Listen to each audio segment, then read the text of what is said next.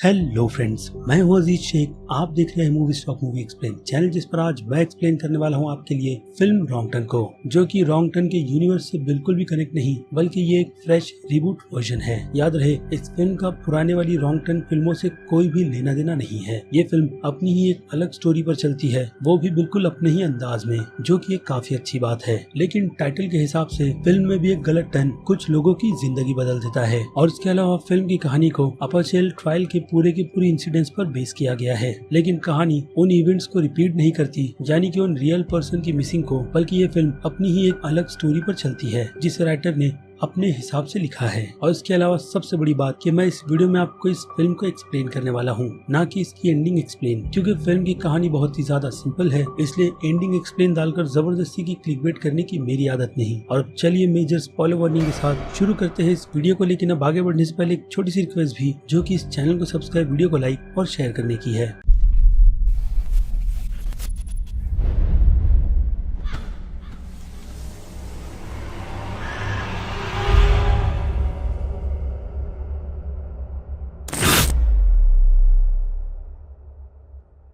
So friends, तो film की कहानी का पूरा फोकस एक ऐसे 6 दोस्तों पर है जो लोग छुट्टियां मनाने के लिए अपरसेल के माउंटेन पे हाइकिंग करना चाहते हैं, जो शहर से काफी दूर है। लेकिन उन सभी को उस हाइकिंग पर निकले हुए पूरे 6 हफ्ते हो गए हैं। और ये बात जेन के पिता को बहुत ही ज्यादा खटक रही है, क्योंकि उनकी बेटी जब भी किसी लोकेशन पर जाती है तो वो बार बार उन्हें कॉल कर अपनी लोकेशन बताती रहती है कि वो लोग अब कहाँ पर है और कितने दिन रुकने वाले हैं। लेकिन जब से वो लोग गए हैं तो उसके कुछ दिनों तक जेन अपने पिता को कॉल कर अपनी लोकेशन बता रही थी, लेकिन बाद में उसके कॉल आने बंद हो गए। ऐसे में स्कॉट को टेंशन तो होगी ही, लेकिन स्कॉट की दूसरी पत्नी को बिल्कुल भी नहीं, जो यही चाहती है कि जेन उसके पति की जिंदगी से चली जाए, क्योंकि स्कॉट की लाइफ में उसकी सौतेली पत्नी के अलावा 2 लड़के भी हैं, जिन्हें इस पूरी फिल्म में बस मोबाइल से चिपके हुए ही दिखाया गया है। और इसके अलावा स्कॉट की पत्नी ये तक नहीं चाहती कि जेन उसे माँ कहकर बुलाए। इससे ये बात पता चलती है कि उसकी सौतेली माँ जेन से सच में कितनी ज्यादा नफरत करती है। और उसके गायब हो जाने के बाद वो अपने पति को भी यही सलाह देती है कि जेन उसके पिता और उसकी फैमिली से कोसों दूर रहना चाहती है, इसलिए शायद वो उनके फोन का आंसर नहीं दे रही। और उसका रीजन भी हमें यहाँ पर पता चलता है कि जेन ने अपने पिता को किसी कैफे शॉप के लिए कहा था, जिस पर शायद उन दोनों की बहस हुई होगी। और स्कॉट ने अपनी पत्नी के चलते जेन को परमिशन नहीं दी एक नया बिजनेस ओपन करने का, और शायद वो झगड़ा स्कॉट की पत्नी ने भी देखा था। लेकिन स्कॉट अपनी पत्नी की बात को इग्नोर कर अपनी बेटी और उसके दोस्तों को ढूंढने के लिए निकल पड़ता है, जिसकी तलाश खत्म होती है एक छोटे से टाउन रेनवुड में, जहाँ पर उसकी बेटी की आखिरी लोकेशन उसे मिली थी। और वो ये बात वहाँ के शेफ को भी बताता है, जो पहले तो काफी ज्यादा इंटरेस्टेड होता है उसकी बेटी को ढूंढने में। लेकिन जैसे ही वो उसकी बेटी के बॉयफ्रेंड को देखता है, यानी कि डेरिक्स को, तो शायद वो अपने इरादे को चेंज कर लेता है, क्योंकि डेरिक्स ब्लैक कम्युनिटी से बिलोंग करता है और वो एक गोरी है, जिससे हमें यही पता चलता है कि अगर इस टाउन का शेफ ऐसे रेसिज्म रखता है तो शायद इस छोटे से टाउन के लोग भी रखते होंगे। और शेफ की ऐसी हरकतों को स्कॉट भी नोटिस कर अपनी बेटी की तलाश खुद ही जारी रखता है, यानी कि उस टाउन के लोगों से पूछताछ, जिसमें पहले तो उसके हाथ कुछ नहीं लगता सिवाय उस होटल के जहाँ पर वो सभी लोग रुके थे। और उस होटल की ओनर एल्विन बस स्कॉट को यही बताती है कि वो लोग यहाँ पर आए थे और अगले दिन चले गए। उसके बाद उसने कभी भी उन सभी लोगों को नहीं देखा। जिसके बाद स्कॉट जब बार में जाता है तो वहाँ पर एक शख्स जिसका नाम नेट है, वो स्कॉट को बताता है कि उसने उन सभी को देखा था, जिससे उसकी थोड़ी बहुत बहस भी हुई थी। और इसी के साथ साथ वो स्कॉट को एक एडवाइस भी देता है कि उसे अपनी तलाश को रोककर फिर से घर पर चले जाना चाहिए, क्योंकि उसे यहाँ पर कुछ भी नहीं मिलेगा। और स्कॉट बदले में उस नेट से यही कहता है कि अगर स्कॉट की बेटी की जगह उस नेट की बेटी घूमी होती तो क्या वो ऐसा ही डिसीजन लेता। और फिर यहाँ से कहानी 6 हफ्ते पीछे जाती है और हम देखते हैं जेन और उसके पूरे के पूरे क्रू को, जिस क्रू में जेन, उसका बॉयफ्रेंड डेरिस, एडम और उसकी फियांसे मिला है, और इसके अलावा 2 गे कपल लूकस और ग्रे भी है। तो हर एक ग्रुप में कोई ना कोई ऐसा बंदा तो होता ही है जो ऑलमोस्ट सारी की सारी गड़बड़ी करता है। तो इस ग्रुप में भी वैसा एक बंदा है, और उस बंदे का नाम है एडम, जो खुद को कूल दिखाने के लिए कुछ ना कुछ ऐसी चीजें करता है जिससे इनको प्रॉब्लम होती ही है। और इसके अलावा वो लोग एक ऐसे टाउन में है जहाँ के लोगों की सोच बहुत ही ज्यादा छोटी है, और ऐसी छोटी सोच वालों के बीच डेरिस का एक व्हाइट वुमेन के साथ होना ठीक नहीं, और ना ही लूकस का ग्रे के साथ। जो चीज ग्रे नोटिस करता है तब जब वो लोग होटल में अपने रूम को बुक करवाने के लिए जाते हैं, और ग्रे एलिन के रिएक्शन को देखकर लूकस के हाथ को छोड़ देता है, जिस चीज को लूकस भी नोटिस करता है। और बाद में वो अपने बॉयफ्रेंड से इस बारे में बातचीत भी करता है कि उसने हाथों को क्यों छोड़ दिया था उस लेडीज के सामने, जिसका जवाब उन सभी को एडम देता है इस टाउन को लेकर, जो अभी मैंने आपको बताया कि इस टाउन के लोगों की सोच कितनी छोटी है। और उसके कुछ ही देर बाद एडम वहाँ पर नेट से पंगा ले लेता है उसे बूढ़ा और थका हुआ कहकर, जो उसके लिए कूल है। लेकिन ये सब तब होता है जब नेड वहाँ पर उन्हें यही कहता है कि वो उन्हें गाइड कर सकता है अपाचेल के माउंटेन में जाने के लिए, जिस ऑफर को वो सभी मना कर देते हैं क्योंकि उनके पास आज की टेक्नोलॉजी यानी कि मोबाइल्स और जीपीएस जैसी चीज है। जिसके बाद नेड वहाँ से जाने से पहले उन सभी को बेकार भी कहता है और ये बात इस बार एडम को नहीं बल्कि जेन को बुरी लगती है और जेन उसे यही बताती है कि वो लोग टीनेजर है, मतलब ये नहीं कि उनके पास कोई काम धंधा नहीं। और फिर वो नेड को सभी लोगों का परिचय करवाती है और ये बताती है कि कौन कितने ज्यादा एजुकेटेड है। जिसके जवाब में नेड जब उससे पूछता है कि उसने सबके बारे में बता दिया लेकिन वो क्या करती है अपनी लाइफ में, तो वो उसे यही जवाब देती है कि वो इतना सब कुछ तो करती है जिससे कि वो अपनी लाइफ में एक कॉफी खरीद कर कैफे में आराम से बैठ सकती है। यानी देखा जाए तो नेड के पास फिलहाल तो बाकी सभी दोस्तों के मुकाबले में काम नहीं है। और इसके अलावा मीला के बारे में बात करें तो मीना अपने पैशन में नर्स का कोर्स कर रही है और डेरिक का खुद का कंस्ट्रक्शन का बिजनेस है जो फिलहाल तो ठीक ठाक नहीं चल रहा। और रही बात बाकी 3 कैरेक्टर्स की तो उनकी डिटेल में जाने की इतनी जरूरत है नहीं, जिसका रीजन आपको आगे पता चल जाएगा। खैर तो उस बार से निकलने के बाद एडम नोटिस करता है कि उनकी कार के पास कोई अनजान सा शख्स खड़ा है जो शायद उनकी कार या फिर उन लोगों पर नजर रख रहा था, वो भी हर पल जब से वो लोग इस टाउन में आए हैं तब से। जिसके बाद एडम उसे काफी बुरी तरीके से ट्रीट करता है और उस पर बियर की बोतल तक फेंककर उसे डराकर भगाने की कोशिश करता है। जो शख्स फिलहाल तो डरता नहीं लेकिन पलक झपकते उनकी नजरों से गायब हो जाता है। और रात में जेन के कमरे के बाहर हम उस शख्स की शैडो को देख सकते हैं, यानी कि अब भी वो उन लोगों पर नजर रखे हुए है। और फिर शुरू होती है इनकी जर्नी अपाचेल माउंटेन पर जाने की, यानी कि हाइकिंग की। लेकिन जाने से पहले एलिन जेन को एक बहुत ही तगड़ी वार्निंग देती है कि उन्हें माउंटेन के ट्रैक को ही फॉलो करना है, ना कि अपनी रूट को चेंज करना, क्योंकि अगर ऐसा हुआ तो डेफिनेटली चीजें उनके लिए मुसीबत ही लेकर आएगी। और अब फिल्म का टाइटल रॉन्ग टर्न है तो हम उसी से अंदाजा लगा सकते हैं कि इस वार्निंग को ये सभी लोग किस तरीके से इग्नोर करने वाले हैं, वो भी तब जब ये लोग अपनी हाइकिंग की आधी जर्नी में होते हैं, जिस माउंटेन के व्यू को ये लोग बहुत ही ज्यादा एंजॉय करते हैं और फिर बाद में वापस जाने का डिसाइड भी करते हैं। लेकिन डेरिस यहाँ पर उन लोगों से रुककर यही कहता है कि आगे सिविल वॉर के टाइम पर बनी हुई एक फोर्ट है जो कि डेफिनेटली उन्हें देखना चाहिए। जिसके बाद जेन सबको वार्न करती है कि उस होटल की ओनर ने उन्हें वार्निंग की थी अपने ट्रैक से ना हटने की। लेकिन डेरिस वहाँ पर अपनी गर्लफ्रेंड को मनाकर सीधे उस रास्ते पर निकल पड़ता है, क्योंकि बाकी सभी भी डेरिस की उस बात से एग्री करते हैं। जहाँ जाते जाते उन्हें घंटों लग जाते हैं और इसी बीच हम देखते हैं कि मिला उस पहाड़ी से गिरते गिरते बसती है। जिसके बाद एडम डेरिस को यही कहता है कि उसे अपनी इस जर्नी को यहीं पर रोक देना चाहिए। और डेरिस फिर से यही एडवाइस देता है कि वो लोग बस कुछ ही दूरी पर है, लेकिन फिर भी उन्हें रास्ता नहीं मिलता। और डेरिस अपने क्रू के मेंबर्स से यही कहता है कि वो लोग फिर से अपने ट्रैक पर पहुंच जाए और वो जल्द ही उस टर्नों को देखकर या फिर ढूंढकर उनके पास पहुंच जाएगा। लेकिन अब वो लोग अपने ट्रैक से काफी दूर है, यानी कि वापस जाने के चांसेस बहुत कम है, क्योंकि वो लोग कुछ डिसीजन ले उससे पहले ही पहाड़ की तरफ से एक टूटा हुआ पेड़ गिरकर सीधे उनकी तरफ आता है, जिसे देखकर वो सभी के सभी भागना शुरू करते हैं। लेकिन इन सब में एडम अपनी जान बचाकर सबसे पहले भागता है, जो चीज मेला को बहुत ज्यादा बुरी लगती है। और इसी भागम दौड़ी में हम देखते हैं कि वो सभी गिरते हुए पहाड़ के नीचे की तरफ आते हैं और इसी बीच ग्रे जाकर एक झाड़ से टकरा जाता है। जिसके बाद पहाड़ से गिरता हुआ वो पेड़ सीधे उसी पर आकर गिरता है और उसकी वहीं पर दबकर मौत हो जाती है। और उसके बाद जब सभी की आंखें खुलती है तो मीला सबसे पहले एडम को चिल्लाती है और डायरेक्ट उठकर जेन के पास जाता है और जेन उसे बताती है कि उसकी एक उंगली टूट चुकी है। जिसके बाद वो लोग जैसे ही लूकस के पास पहुंचते हैं तब उन्हें वहाँ पर ग्रे की डेड बॉडी भी दिखती है, जिसके पास लूकस खड़ा हुआ था। और डेरिस उसकी मौत का ब्लेम खुद पर लेता है कि अगर वो उन्हें इस रास्ते पर नहीं आने के लिए कहता तो आज ग्रे जिंदा होता। और डेरिस की ये बात सुनकर लूकस सीधे उसे मारने के लिए आगे बढ़ता है, लेकिन बीच में एडम आकर यही कहता है कि ये उसका फॉल्ट नहीं बल्कि नेचर की गलती है और जो भी हो उन्हें जल्द से जल्द यहाँ से बाहर निकलकर पुलिस को बुलाना चाहिए। जहाँ जाने से पहले एडम ग्रे के उस ट्री को मार्क करता है, लेकिन लूकस एडम की डेड बॉडी को छोड़कर जाने के लिए रेडी नहीं। जिसके बाद एडम उसे यही कहता है कि वो मर गया है और उसकी आत्मा अब हेवन में है, इसलिए उसकी डेड बॉडी का कोई मतलब नहीं और उन्हें पहले अपनी जान बचानी चाहिए। लेकिन अब जंगलों में घूमते वक्त बारिश का टाइम भी हो जाता है और काफी रात भी, लेकिन सिवाय लुइस के कोई ये एडमिट नहीं करता कि वो सभी लोग घूम गए हैं। जिसके बाद वो सभी को चिल्लाकर यही कहता है और सभी लोग वहीं पर रुककर एक टेंट लगाते हैं ताकि वो लोग अपनी इस जर्नी को सुबह फिर से कंटिन्यू रख सके। और हाँ, जब वो लोग खुद को बचाकर उठते हैं उस बुरी सिचुएशन से तो मीला उन सभी को चेक कर ये श्योर करती है कि सभी लोग ठीक भी है या नहीं। जिसके बाद वो डेरिस की उंगलियों को भी ठीक करती है और फिर रात के वक्त जेन नोटिस करती है कि कोई शायद टेंट के बाहर खड़ा उन्हें देख रहा है, यानी कि वही शख्स। और फिर सुबह होने के बाद मीला एडम को नहीं मिलती और वो मीला को ढूंढना शुरू कर देता है। और यहाँ तक की अजीब चीज ये भी है कि उन सभी के फोन भी गायब है। और दूसरी तरफ डेरिस उस फोर्ट को ढूंढ लेता है, जिसे देखने के बाद वो थोड़ा सा हैरान रहता है। लेकिन एडम उस टनल को सिविल वॉर के टाइम का बोलकर वहाँ से चला जाता है, जिस टाइम पीरियड में स्लेवरी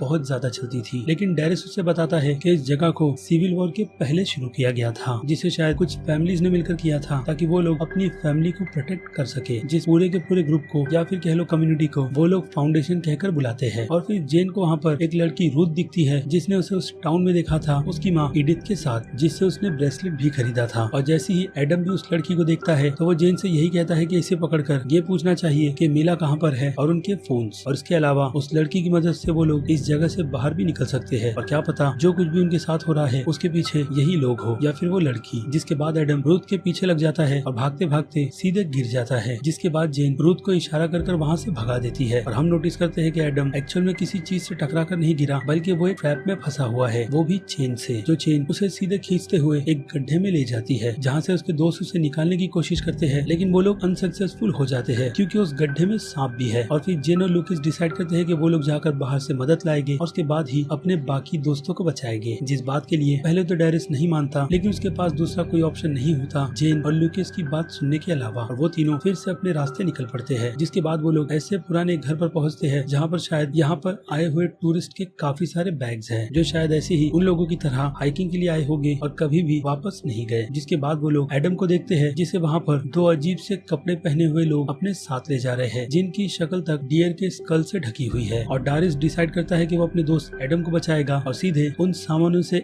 एक्स को उठाकर सीधे अपने दोस्त की मदद के लिए निकल पड़ता है और साथ ही साथ जेन और लूकिस भी। जिसके बाद वो लोग अजीब सी भाषा में बात कर उन्हें कुछ तो कहते हैं और एक शख्स उन लोगों को मारने के लिए रेडी रहता है। लेकिन उन लोगों की बातचीत खत्म हो से पहले ही एडम उठता है और बगल में पड़े हुए मोटी लकड़ी से वो उनमें से एक शख्स को बेरहमी से मार देता है, लिटरली उसके सर को फोड़कर। और ये चीज उसका पार्टनर देखकर वहाँ से भाग जाता है। जिसके कुछ ही देर बाद मीला भी वहाँ पर आती है और नोटिस करती है कि एडम ने वहाँ पर किसी का मर्डर कर दिया है। जिसके बाद मीला उन्हें एक्सप्लेन करती है कि वो बाथरूम के लिए बाहर गई थी लेकिन जैसे ही उसने इन दो शख्स को देखा तो वो झाड़ों में छुप गई थी और जब वो अपने दोस्तों के पास आई तब तक वो सभी लोग जा चुके थे। और फिर जेन यही कहती है कि एडम ने बिना मतलब के एक शख्स को मार दिया है जो कि काफी गलत है। और एडम उन्हें यही एक्सप्लेन करता है कि उन लोगों की हालत शायद इसी की वजह से हुई है, इसलिए उसने जो कुछ भी किया है वो अपने सेल्फ डिफेंस में किया है। और एडम नहीं चाहता कि कोर्ट केस जैसी कोई चीज हो, इसलिए इस मैटर को यहीं पर खत्म कर वो लोग अपने अपने घर पर चले जाएंगे। जिससे एक बात तो साफ है कि सभी अपनी लाइफ में सेटल है और किसी के भी माता पिता तक नहीं, क्योंकि सिवाय जेन के पिता के उन सभी लोगों को कोई और दूसरा ढूंढने नहीं आता। और फिर डारस कहता है कि उन लोगों को जल्द से जल्द यहाँ से निकलना चाहिए वरना इस शख्स के जैसे और भी लोग होंगे जिन्हें शायद वो दूसरा बंदा गया होगा। लेकिन कुछ ही देर चलने के बाद जेन तो पहले से ही टेंशन में है। जिसके बाद मीला भी उसे समझाती है कि उसे इन सभी चीजों को इग्नोर कर अब आगे बढ़ना चाहिए। लेकिन तब तक वहाँ पर और भी काफी लोग आ जाते हैं जिन्हें देखकर फिर से एडम भागना शुरू करता है, वो भी पहले यानी कि मीला को छोड़कर। जिसके बाद मीला भी उसके पीछे भागती है और भागते भागते मीला एक गड्ढे में गिरती है जिस गड्ढे में काफी सारी नुकीली लकड़ियां रखी होती है यानी कि एक ट्रैप, जहाँ से एडम उसे नहीं निकालता और सीधे यही कहकर भागता है कि वो मदद लेकर आएगा। लेकिन एडम भी ज्यादा दूर नहीं भाग पाता और उनके एक ट्रैप में फंसकर सीधे गिर जाता है। जिसके बाद उसे पकड़ लिया जाता है और मीला की इतनी बुरी कंडीशन होती है कि वो मरने ही वाली है। लेकिन वो मरे उससे पहले वहाँ पर एक शख्स आकर उसके सर में तीर मारकर उसकी जान ले लेता है। और इनमें से सबसे पहले लूकिस गायब हुआ है और अब बचे हैं डारिस और जेन, जिनमें से डारिस को भी कुछ ही देर बाद वो लोग पकड़ लेते हैं और फिर जेन को भी। जिसके बाद हम देखते हैं कि उन्हें एक ऐसे गड्ढे में रखा गया है जहाँ से वो लोग निकल नहीं सकते और पूरे एक दिन रखने के बाद उन लोगों को वहाँ से निकाला जाता है जिसकी जिम्मेदारी ईडिथ ने ली है। वही ईडिथ जो अपनी बेटी रूथ के साथ जेन को टाउन में मिली थी। लेकिन यहाँ पर वो जेन की बात बिल्कुल भी नहीं सुनती और उन लोगों के सर पर कपड़ा डालकर उन्हें सीधे एक ऐसे टाउन में ले आती है जहाँ पर उन लोगों के जैसे और भी काफी सारे लोग हैं, यानी कि फाउंडेशन के लोग जो इस माउंटेन में लोगों से छुप कर रहते हैं। खैर तो उसके बाद उन लोगों को सीधे कोर्ट में लाया जाता है जो कि इस विलेज का है और वहाँ पर उन पर ट्रायल चलाया जा रहा है एक मर्डर जो एडम ने अपने हाथों से किया है उनके विलेज के एक शख्स का, जिस मर्डर का ब्लेम एडम और उसके दोस्त खुद पर नहीं लेते। यहाँ तक कि उस शख्स की गवाही देने के बाद भी जो शख्स अपने भाई के साथ एडम को उठाकर ला रहा था, क्योंकि एडम उन लोगों के एक ट्रैप में फंस गया था जिससे वो लोग बड़े और वाइल्ड जानवर को पकड़ते हैं और उन्हें लगा कि एडम मर गया है, इसलिए उन लोगों ने एडम को इस तरीके से बांधकर ट्रैवल करने का सोचा क्योंकि ये जंगल है और वो लोग उसे नीचे टाउन के बाहर तक ले जा रहे थे। लेकिन उसके बाद क्या हुआ उसके बारे में आप लोगों को भी पता है। जिसके बाद उनका फैसला वहाँ पर उन विलेजेस का लीडर वेनेबल कर रहा है, लेकिन एडम उनके कानूनों को नहीं मानता और यही कहता है कि अगर उस पर ट्रायल चलाना है तो उनके कोर्ट में चलाया जाएगा। और वैन उसे यही समझाता है कि यहाँ पर कानून का राज नहीं बल्कि उन लोगों का राज चलता है, क्योंकि उन लोगों के एल्डर्स ने इस फाउंडेशन टाउन को बनाया है जो दुनिया से बिल्कुल अलग और काफी ज्यादा नहीं बल्कि बहुत ही ज्यादा सेफ है, जहाँ पर उनके पास हर एक चीज है जीवन जीने के लिए। वो लोग बाकी आम इंसानों की तरह अपनी लाइफ में किसी भी चीज की लालच नहीं रखते और ये चीज उन्हें एक बनाती है, जिनसे वो लोग इस टाउन में एक दूसरे को काफी ज्यादा मानते भी है और कभी भी एक दूसरे को धोखा नहीं देते। यानी कि उनकी ये दुनिया हम इंसानों से बेटर है, क्योंकि उन्हें जेन पैसे तक का लालच देती है। जिसके बाद वैन उन लोगों को ये सारी की सारी बातें सुनाता है और जबकि जेन ने एडम का गुनाह कबूल नहीं किया है तो वहाँ पर रूथ को बुलाया जाता है जो बोल नहीं सकती, लेकिन वो उंगली से पॉइंट आउट कर एडम को मर्डर बताती है। जिसके बाद एडम को वहाँ पर मौत की सजा दी जाती है और उसके दो दोस्तों को झूठ छुपाने की सजा, जिसकी सजा में उन्हें अंधेरी काल कोठरी में रखा जाएगा। लेकिन उस अंधेरी काल कोठरी में उन्हें अंधा कर रखा जाएगा ताकि वो लोग फिर से कभी ऐसी गलती ना करें। बट उसके पहले उन्हें एडम की मौत भी दिखाई जाएगी, जो वो शख्स वैसे ही करता है जैसी एडम ने उनके एक विलेजर्स की है, ताकि उन्हें इंसाफ मिले। और उसके बाद लूकस को अंधा कर उस काल कोठरी में डाल दिया जाता है। लेकिन जैसे ही डेनिस और जेन की बारी आती है तो जेन यहाँ पर उन्हें ऑफर डारिस का ये देती है कि डारिस उन लोगों के लिए एक बहुत ही अच्छी और बेहतर सोसाइटी बना सकता है जिसमें वो बहुत ही ज्यादा माहिर है। लेकिन जेन के पास उसके खुद के ऑफर के लिए उसके पास दूसरा कोई भी ऑप्शन नहीं होता, यानी कि वो यहाँ पर रहकर किसी से शादी करेगी और उसके लिए बच्चे भी पैदा करेगी। और वो एक हेल्थी फैमिली से बिलोंग करती है जिसके परिवार में किसी भी कोई बीमारी नहीं, और ये टाउन भी ऐसे ही हेल्थी लोगों का है जहाँ वो लोग कभी ज्यादा बीमार नहीं पड़ते। और जेन के इस ऑफर को एक्सेप्ट कर लिया जाता है, यानी कि वो लोग अब उनकी कम्युनिटी में शामिल है और उनकी फैमिली का एक हिस्सा। जिसके बाद डेरिस को वहाँ के लोग अपने साथ ले जाते हैं और जेन की यहाँ पर शादी इस टाउन के मुखिया और ईडन के पिता वैन से करवा दी जाती है। और इसके पहले उन्हें एक वार्निंग भी दी जाती है कि वो लोग अगर इस टाउन से भागने की कोशिश करेंगे तो उन्हें मौत की सजा दी जाएगी, और अगर वो लोग भागने में यहाँ से सक्सेस हुए तो जंगल के जंगली जानवर या फिर उनके ट्रैप उन्हें मार देंगे। वेल, तो अब आते हैं इनके सिस्टम पर, जो दिखने में तो हमें परफेक्ट लगता है लेकिन है नहीं। क्योंकि अगर देखा जाए तो जिस शख्स ने उन लोगों पर नजर रखा था वो आकर वहाँ पहले कोर्ट में गवाही देता है कि ये लोग बहुत ही ज्यादा बुरे हैं, लेकिन उस शख्स ने ही उस माउंटेन से उस पेड़ को गिराया था और साथ ही साथ उनके फोन भी चुराए थे, क्योंकि शख्स को जेन काफी ज्यादा पसंद थी, जो कि फिलहाल तो वैन की वाइफ है। और जिस तरीके का रिएक्शन हमें ईडिथ का भी दिखाया जाता है जो वैन की बेटी है, उससे ये बात साफ है कि ईडिथ इस डिसीजन से बिल्कुल भी खुश नहीं है। और यहाँ तक कि रूथ को देखकर ऐसा लगता है कि रूथ के पिता और कोई नहीं बल्कि वैन ही है, यानी कि यहाँ का सिस्टम यहाँ के पावरफुल लोगों के लिए उतनी अच्छी तरीके से वर्क नहीं करता और वो लोग सिस्टम को अपने हाथ में रखकर किसी भी तरीके से उसका यूज कर सकते हैं। तो अब यहाँ से कहानी फिर से प्रेजेंट में आती है, यानी कि जेन के पिता स्कॉट पर, जिन्हें रात के वक्त बाहर से बाहर निकलने के टाइम पर नेथर्स के लोग काफी मारते हैं और इस टाउन से जाने के लिए कहते हैं। और इसके अलावा हम वहाँ पर एक ऑफिसर को भी देखते हैं जो उन्हें इग्नोर कर सीधे अपने काम पर चला जाता है, मानो जैसे ये उसकी ड्यूटी है ही नहीं। लेकिन अगले दिन स्कॉट खुद को प्रिपेयर कर उन पहाड़ों की तरफ निकल पड़ता है अपनी बेटी और उसके दोस्तों को ढूंढने के लिए, जिसकी जानकारी उसे होटल की ओनर एलिन ने दी है कि कई 100 साल पहले, यानी कि सिविल वॉर के पहले, कुछ परिवार वालों ने खुद को इंसानों की इस कम्युनिटी से काट लिया था, यानी कि इंसानों के अभी के सिस्टम से,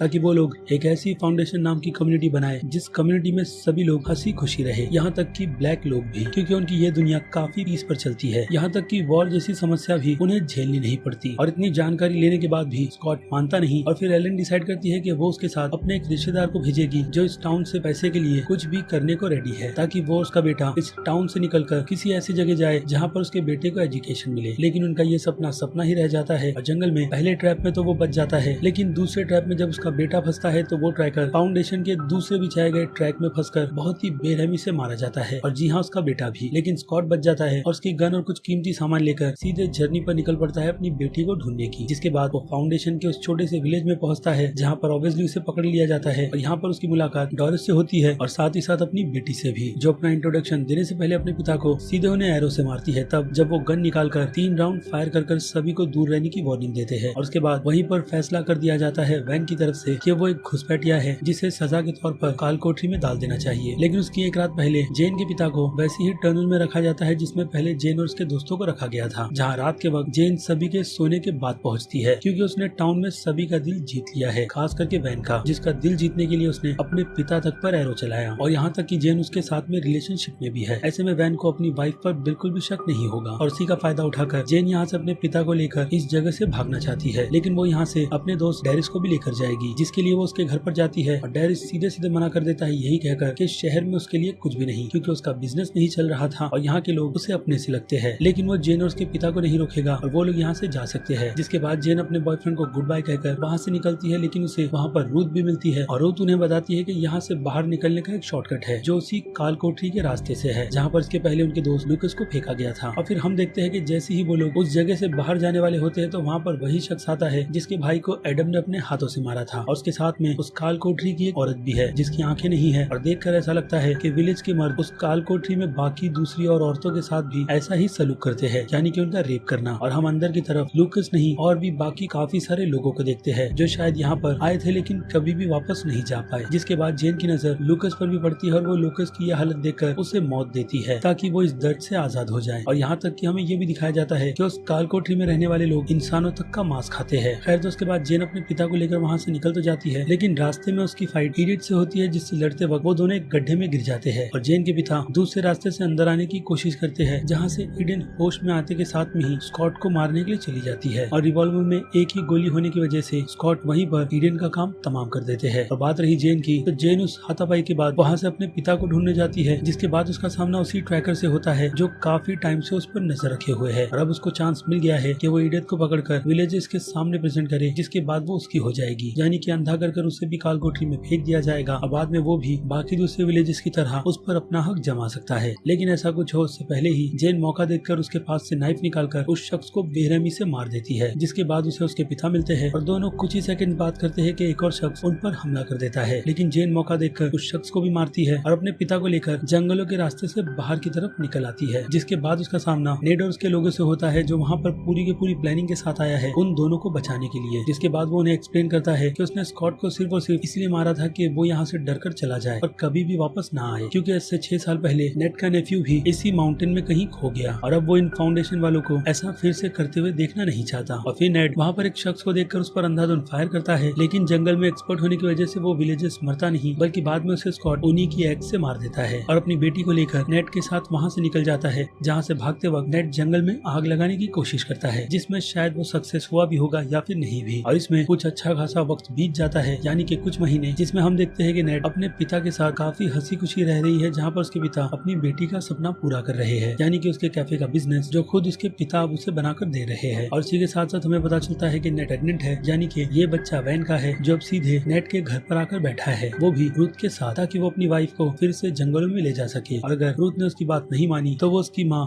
उसकी सौतेली माँ दोनों भाइयों को मार देगा, जिसकी एक झलक हमें दिखाई भी जाती है, यानी कि एक ऐसा ड्रीम जो खड़े खड़े वहाँ पर जेन सोचती है और बाद में डिसाइड करती है कि वो वैन के साथ शांति से चली जाएगी, जिसके लिए वो प्रॉमिस भी लेती है वैन का कि वो उसकी फैमिली को दोबारा कभी भी ट्रैक नहीं करेगा और न ही उसके लोग। और वैन उसे अपना प्रॉमिस देकर उसे अपने साथ ले जाता है, जहाँ पर बाहर एक वैन खड़ी है और कुछ विलेजर्स भी, जिसके बाद वो उस वैन में बैठकर सीधे फाउंडेशन के रास्ते पर निकल पड़ते हैं। लेकिन ऐसा कुछ हो जैसे कि फिल्म के सेकंड पार्ट आने की उम्मीद उसे यहाँ पर पूरी तरीके से खत्म कर हमें ये बताया जाता है टाइटल दिखाते वक्त जेन ने अंदर बैठे हुए सभी शख्स को मार दिया है, यहाँ तक कि वैन को भी, जो हमें इस सीन में बिल्कुल साफ साफ नजर आता है, जिसके कपड़े देखकर हम इसका अंदाजा लगा सकते हैं कि जेन ने जिस शख्स को मारा है वैन से बाहर निकलकर, वो और कोई नहीं उसका हस्बैंड वैन है। और फिर एक शख्स भागता है, यानी कि ड्राइवर, उसे भी जेन मारकर रूथ को अपने साथ लेकर चली जाती है और यहाँ पर फिल्म खत्म, यानी कि फिल्म का सीक्वल आने का कोई भी चांस है नहीं, जो कि मुझे लगता है कि आना भी चाहिए, क्योंकि फिल्म ने अपनी पूरी की पूरी स्टोरी अपने इसी पार्ट में पूरी तरीके से कंप्लीट कर दी है। लेकिन हाँ, फिल्म का रिस्पॉन्स अगर अच्छा रहा तो मुझे लगता है उन्हें इस फिल्म का प्रीक्वल बनाना चाहिए, ना कि सीक्वल। खैर, तो ये थी पूरी की पूरी कहानी फिल्म रॉन्ग टर्न की, जिसे लेकर अब आपकी क्या राय है उस बारे में मुझे कमेंट कर जरूर बताइएगा। साथ ही साथ अगर आपको मेरी ये वीडियो जरा सी भी पसंद आई है तो मेरे इस वीडियो को भी लाइक करना बिल्कुल भी मत भूलिएगा, ताकि इससे मुझे मोटिवेशन मिलती रहे इस टाइप के कंटेंट को अपने चैनल पर कंटिन्यू रखने की। और अब चलिए खत्म करते हैं वीडियो को यहीं पर। मैं हूं शेख, आप देख रहे थे movie stock movie explain channel, जिसे अगर आपने अभी तक सब्सक्राइब नहीं किया है तो सब्सक्राइब कर लीजिए और बगल में बने हुए इस बेल आइकन के साथ साथ नोटिफिकेशन को भी ऑल पर क्लिक कर दीजिएगा। इससे होता यह है कि मैं अपने चैनल पर जब भी कोई नई वीडियो अपलोड करूंगा आपको उसकी नोटिफिकेशन सबसे पहले मिलेगी। इसलिए चैनल को सब्सक्राइब, वीडियो को लाइक और शेयर करना तो बिल्कुल भी मत भूलिएगा। और मैं मिलता हूँ जल्दी आपसे दूसरी किसी वीडियो में किसी और फिल्म या फिर किसी और सीरीज के एक्सप्लेनेशन के साथ। तब तक के लिए तो आप मेरे चैनल के बाकी दूसरे वीडियोस को एंजॉय कीजिए और टिल देन बाय।